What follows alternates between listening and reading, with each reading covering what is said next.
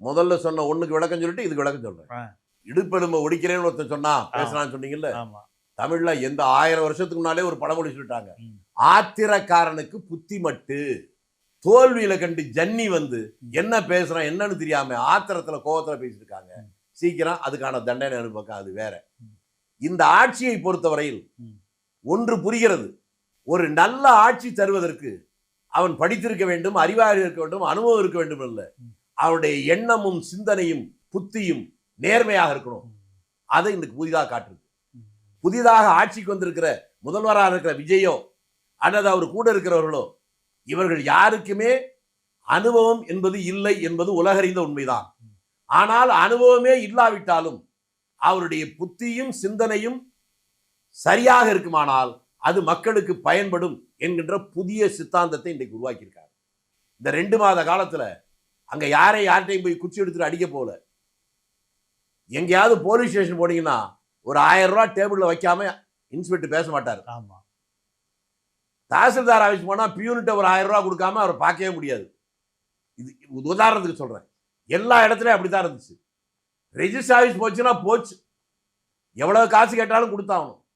Clerical எரர்ல உங்க பட்டா மாறணுங்கிறதுக்காக நீங்க தப்பு பண்ணிருக்க வேணாம், அவன் தப்பு பண்ணதை சரி பண்றதுக்கு 50,000 கொடு, 1 லட்சம் கொடு, 5 லட்சம் கொடு, இப்படி எல்லாம் கேட்டிருந்துச்சு.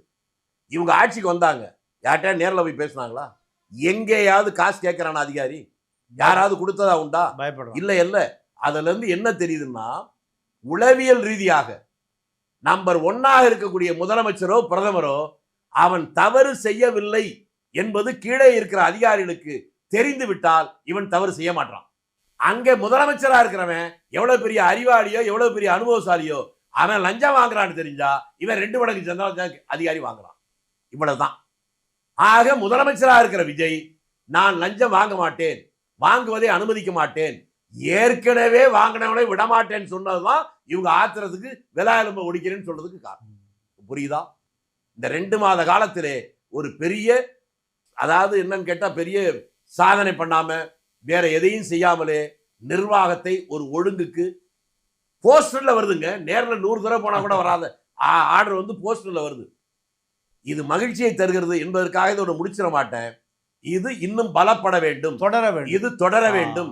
அதை கண்காணிப்போடு முதலமைச்சரும் அவரோடு இருக்கிறவர்களும் செயல்பட வேண்டும். Tell me your friend, I will tell you who are என்று சொல்வதை போல முதலமைச்சர் தன் அருகிலே இருக்கிறவர்களையும் சரியானவர்களாக பார்த்து வைத்துக் கொண்டால் இது அப்படியே நீடிக்கும். எதிர்காலத்தில் தமிழக அரசியல் வரலாற்றில் ஓமாந்தூரார், காமராஜர் போன்றவர்களுக்கு பின்னாலே அந்த வரலாற்றில் இவருக்கும் இடம் கிடைக்கும்.